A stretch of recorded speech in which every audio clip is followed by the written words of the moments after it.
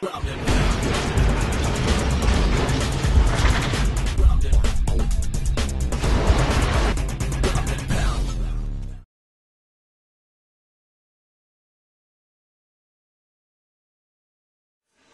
I'm sitting here with M-1 Global President Vadim Finkelchtein and Daria Litvinova, who will help us out interpreting today. So thanks for that, first of all, and thank you, Vadim, for taking the time to do this.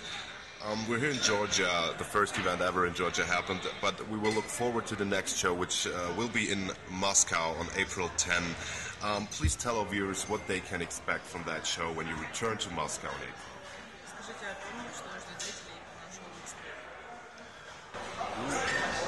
Там у нас ожидается, наверное, 2 титульных поединка. Очень один из интересных поединков — это Вячеслав Василевский с Рамазаем Имеевым. Это матч-реванш. We are going to have 2 title fights, and one of them is one of the most interesting fights between Vyacheslav Vasilevsky, the M-1 middleweight champion, and Ramazan Imeev, the contender. So it's going to be a match. Полностью файт-карт еще не готов. Но это как бы один из главных боев, который мы объявили.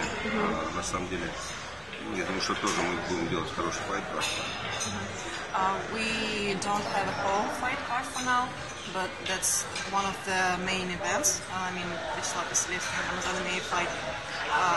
But we are sure that we are going to have a strong and spectacular fight card. Well, I'm sure as well, and another interesting project that I heard of in the last couple of weeks was the M-1 medieval show that you're planning to do in the next couple of weeks, I guess. We have seen medieval fights in the last shows in Ingushetia, and you know, obviously people seem to like it. For everyone who don't know what it is, it's like really knights in an armor fighting with like blunt swords. How was the reception by the fans, and was it so big that you decided to do a whole show for it? Ну, на самом деле, я понял.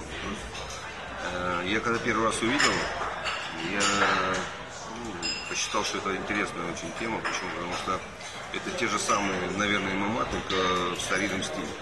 Там тоже нет правил никаких, можно использовать и борьбу, и удары, и есть определенная своя техника. И я, в Москве я собираюсь делать. Я пока буду делать по одному бою, то есть уже ребята с большим опытом в этом виде спорта. When I first saw it, I was really impressed with the fights. It's actually similar to MMA because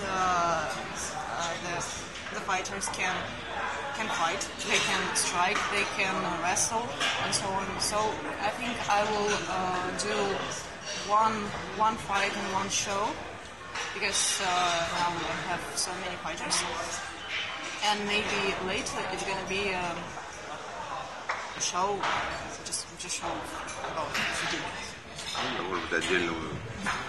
Who had the idea of this concept in the first place? I mean, how did you get the idea to implement knights fighting in your MMA events? Пришел ко мне один человек, который организовывает такие соревнования, показал мне этот бой. И это было на челлендж 50, на юбилейный челлендж. Я просто решил попробовать один бой сделать. И меня это впечатлило. Это первое. Второе, это все зрители, которые были, они были под таким тоже впечатлением. Мне кажется, мне пришла идея это все-таки тоже продвигать как вид спорта. I met a person, a man who was connected with that, and he is supposed to show one of the fight. So we did it first on M-1 Challenge 50 in St. Petersburg in August. I was impressed, the viewers were impressed, so we decided to continue. Did I understand it correctly? We had a little mishap in here. We're just sitting at the table having dinner. So did I understand it correctly? It won't be an own show to begin with. It will start as single fights in normal M1 global events, and then by the time you're trying to build up an own show, right?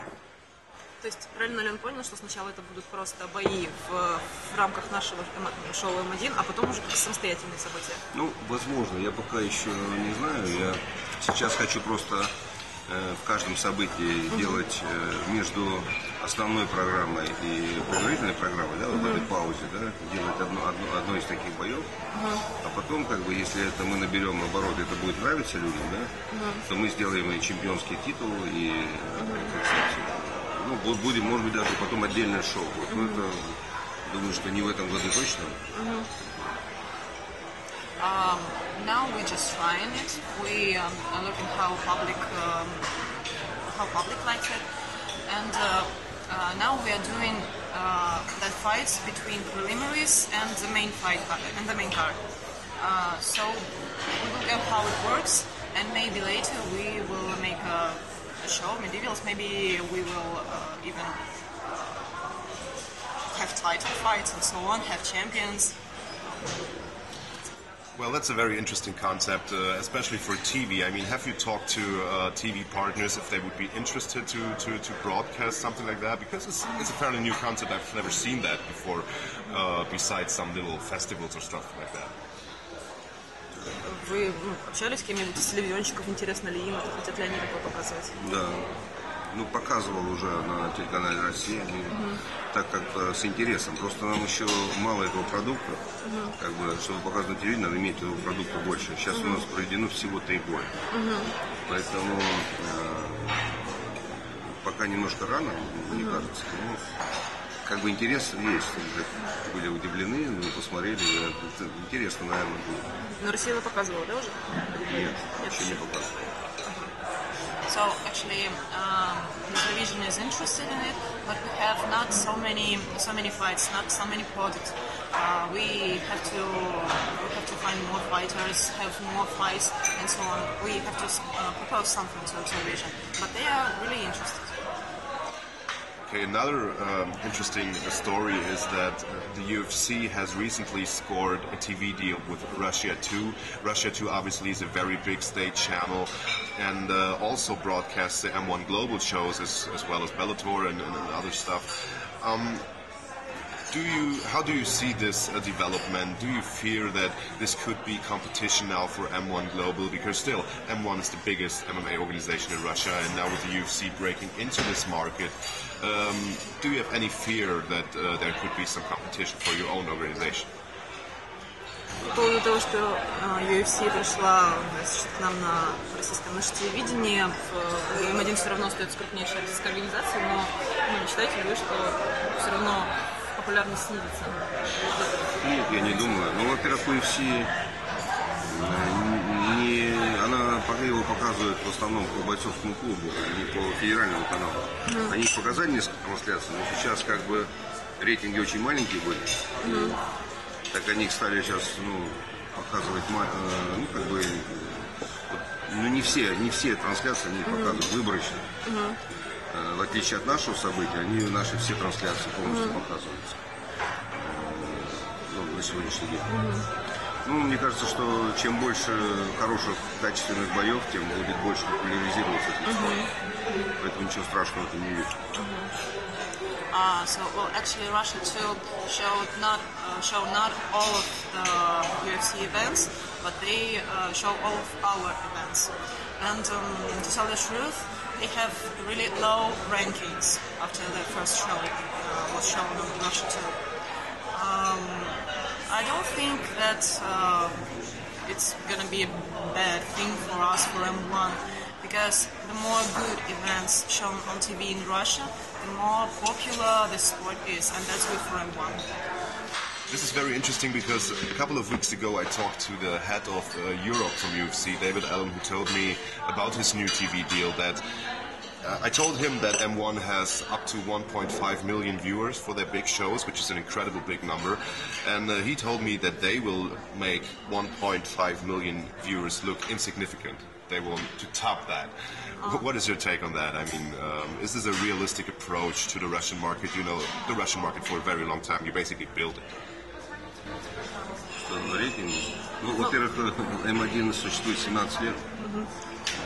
Не надо сравнивать. И, как сказать, если взять профессиональный мир, конечно, наверное, больше они UFC все-таки это номер один организация, никто с этим даже не спорит. Но если взять обычных людей, которые просто смотрят телевизор и интересуются бойцами, они, конечно, знают больше М1, даже как вот и люди здесь и в Грузии, ну вообще на нашем континенте, потому что, во-первых, UFC идет ночью. И их рейтинг, по идее, должен был быть вообще в 2 раза выше, потому что ночью очень мало как конкуренции хороших программ. Это всегда сложнее в часы пик иметь рейтинг. И для этого у нас, конечно, намного удобнее, потому что мы ориентированы на Европу. Наши прямые трансляции идут вот в часы пик. Потому что Америка может только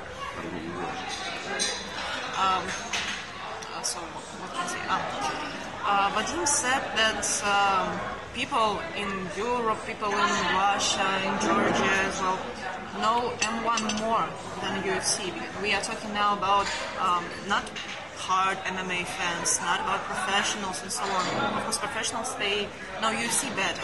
But we're talking about just simple viewers, and they really know M1 better. So the rankings is high. High, sorry. 17 лет на рынке. Because we are more than 70 years on the market. 17 years. And what goes to UFC, their shows are shown not in prime time, they're shown at night and so on. And it's not an easy task to get high scores, to get high rankings on not prime time. And we are shown in prime time usually, so it's easier for us. Well, this is very interesting, and what I think is, I mean, the UFC has a very big marketing machinery behind them, so if they will invest in the market, one could think that they will grow and they will get better viewers, but on the other hand, I think the Russian market can't be compared to the European market or the US market, and you know the Russian market very well. What are the obstacles an organization has when they want to break in here and to make a business in here? Про маркетинг, у них очень большая маркетинговая такая мощная машина, и если они вложатся, то, конечно же, пойдут вверх. Но все-таки российский рынок отличается от американского и европейского. Ну и вот как вы думаете, чего им не хватает для того, чтобы, что им стоит сделать для того, чтобы здесь как-то иметь успех больше? Я не знаю, что им надо сделать. Именно по бизнесу, маркетингу. Я считаю, что М1 это не российская организация. Я рассчитываю больше на европейский рынок, европейский, азиатский. Потому что всегда смотреть бои интересно в режиме лайв. И очень неудобно, когда практически UFC рассчитано больше на американский рынок. И когда в Америке идет соревнование, у нас ночь. Это надо быть очень и очень сильным фанатом, чтобы вставать ночью и смотреть эти прямые трансляции. И в этом, конечно, очень сильно теряется интерес к этому. Как бы, даже я там, здесь я никогда не смотрю эти события, то есть потом, если меня интересует, просто свои бои. А когда ты уже знаешь результат, не всегда интересно это смотреть. Поэтому я считаю, что у нас у всех есть, как сказать, определенные рынки. Как бы, я буду стремиться именно развивать это здесь, здесь вот на европейской части. Поэтому что им надо делать, я не знаю. So the main problem for UFC is that they are shown at night. So I mean, we talked about this, and only hard fans will wake up at night and watch the show live, and they actually can watch it after all. But it's not really interesting to watch if you know the results already. So that's the problem for UFC, and they told, I don't know what they should do. Я считаю, что мое мнение, что UFC очень много делает событий, оно перекормило зрителя. Вот я, допустим, даже не успеваю уже следить, и даже теряется интерес, потому что события проходят каждую неделю. И там их сколько у них, там 40-45 событий, там практически это еженедельные события. Это очень много, уже теряется интерес к этому. I think UFC doing too much of events, and the viewers just stuffed with them. Not sure. Maybe they should do less or something. Vadim told that he watched all of UFC events because he, I don't know. Теряется интерес, да? It's not really interesting for him because it's too much of it. Ну, я считаю, что событий должно быть 18-24 в год. К чему я стремлюсь? Больше это перебор. 17-24. Ну, примерно. 17-20 событий в год, чтобы это было раз в 2-3 недели событий. I think an MMA organization should do 18-24 events a year. And that's what I'm gonna do.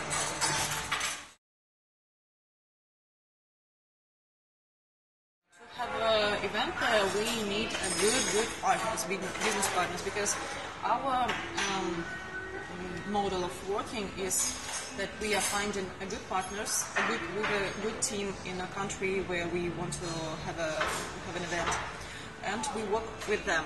So if we find good partners in Germany, we will have a show there for sure. Well, that sounds very good. We just talked off record, and we also talked in last time in St. Petersburg about the stars that you have built in M1. I mean, you have very big viewership, and you mentioned Fabrizio Verdum and John Jones, very big UFC stars, and you said they are very less known in Russia than maybe your champion Stefan Pütz or the other M1 champions, because the regular people, they watch M1 on TV and they know the M1 guys. Do you fear that the big stars that you have built over the last years could wander off to the UFC because they get a bigger contract or whatever there? Ну, как бы наши чемпионы здесь в России у нас больше известны, чем там чемпионы Джон Джонс, тот же самый Вердум, чем чемпионы из UFC. Вот вопрос в том, что не переживаете ли вы, что наши чемпионы со временем перейдут в UFC? Там больше контрактов, зарплаты больше. Ну, переживаю. I do worry, yeah. Но они много уже моих бойцов забирали, и они все там выигрывают. У нас очень высокий левел бойцов на сегодняшний день. И они те бойцы ничем не лучше. Просто UFC, как он сказал, это очень сильный маркетинг, сильный очень пиар у них. Но на самом деле много хороших ребят у нас, и есть с чего выбирать, потому что я еще и возглавляю Всемирную федерацию любителей, и как бы есть выбор. И притом мой ориентир, я все равно хочу больше работать с европейскими бойцами, больше там немцев, хорватов, чехов, итальянцев, французов, потому что я ориентируюсь все-таки на площадку европейскую. И здесь есть у нас очень много талантливых ребят, которые ничем не уступают бойцам. Yes, I do worry that they can take our fighters. Actually, they already did. Some of our good fighters are fighting in UFC and they win. They're interesting for UFC viewers, for UFC fans. What goes to M1, we want to work with European fighters. We are more oriented on them. Czech fighters, Croatian fighters, German fighters, and so on. And Vadim is the head of a major MMA association. I'm sorry. He can tell that we have here in Russia a lot of talented young fighters, young prospects. They are still amateur, not professionals, but still they are talented, and we have a lot of choices, you know. A big variety of fighters, and they're really good, talented, and strong. Okay, Vadim, thank you. These are the last two questions. A very big story in the whole MMA scene in the last couple of weeks have been all those positive drug tests in the UFC, recreational drugs as well as performance-enhancing drugs, the latter being the bigger problem. Obviously, they have invented a new drug testing method end of last year, so a lot of new guys are getting caught with cheating, obviously, and they now try to fight that by suspending fighters for a very long period of time. I believe 2 years are talked about and stuff like that. Is this something that you also have in the back of your mind in your own organization, and is this something you follow on the media? What is your take on that whole doping scandal situation? по поводу допинговых скандалов. В UFC сейчас очень много бойцов попались на допинге. Что вы думаете по этому поводу? Как у нас обстоят дела с допингом? Ну, у нас нет такого еще такой комиссии, которая бы за этим следила очень сильно. Как бы у нас бывает выборочно эти допинги, но как таких вот таких скандалов не было. Видно, или не ловят бойцов, потому что у нас все-таки мы работаем как раз над этим, чтобы создать такую комиссию. Пока, вот как в Америке, атлетическая комиссия. Такой просто комиссии у нас нет. We don't have such big committees in America, such big association doping to test our fighters. Sometimes we do, but it's local, small tests and so on. We are working on it, so I think we are going to have it soon. So this is something that you have on your mind as well, right? I mean, but basically there's no commission. That's what you said, right? Yes. That could do the testing. Yes. Okay. How are you choosing the fighters who are being tested based on the looks when they look very muscular, or how are they choosing? Как выбираются бойцы, которые будут проходить тестирование? То есть, обычно чемпионские, когда за титул, мы тестировали. When fighters have title fights, they have tests. Okay. And to finish this off, do you feel that there is a real doping problem in the sport of MMA? Because that's what a lot of people said over the last couple of weeks. They said there is an epitome that can really be a danger for the image of the sport. Do you feel the same way? Как вы считаете, насколько велика сейчас проблема допинга в ММА? Станет ли это прям чумой нашего спорта? Не знаю, пока просто мы немножко в таком начальной стадии. И, как бы то, что мы делали тест, у нас мы никого не находили. И у нас это немножко не на таком уровне, как в Америке. Но я думаю, что, конечно, над этим надо работать обязательно, особенно с профессиональными бойцами, потому что и будем над этим работать посерьезнее. А вот именно в масштабах всего мирового ММА, насколько это большая проблема? Конечно, надо с этим бороться, потому что некоторые употребляют это, а некоторые нет, поэтому спорт должен быть чистым, без всяких вот этих вот примесей. Sport must be clear, so it's a problem. Yes, it's a problem. A lot of work to do with that. It's dangerous, actually. We are in Russia. We are in Russia. We don't have such big tests, such serious tests. We are working on that. So it's hard for us to see how big problem is, but it is big. We know this.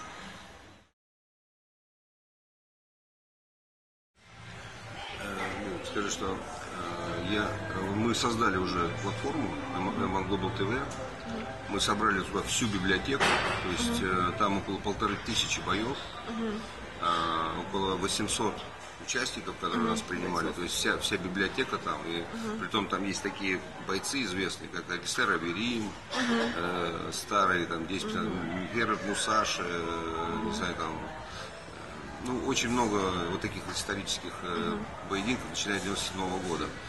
И она сейчас доступна во всех, как его, в андроидах,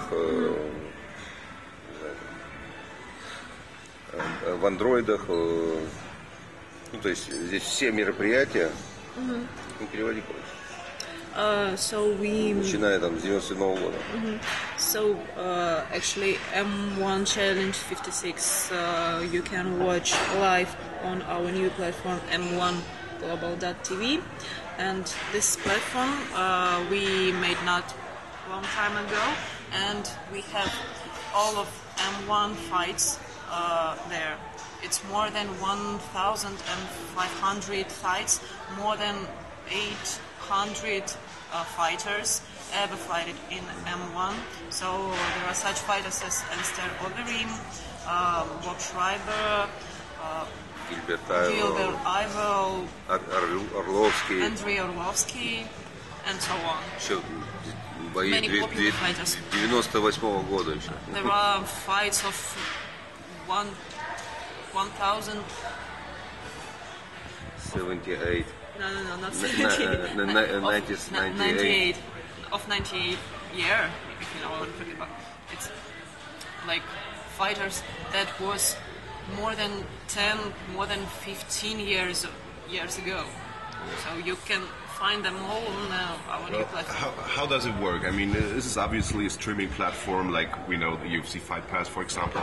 How does it work? Do you pay a monthly fee and then you have access to all the fights? Just tell us more about that.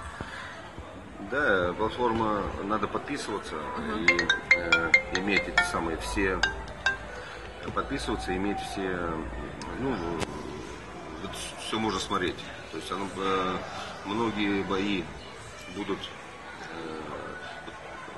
прямой эфир будет отдельно. Мы, конечно, сделали такие недорогие цены, сейчас будет 3,99 подписка евро, прямой эфир 5-6 евро.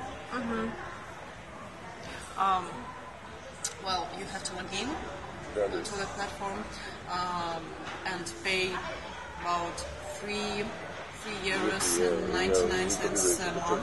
per month.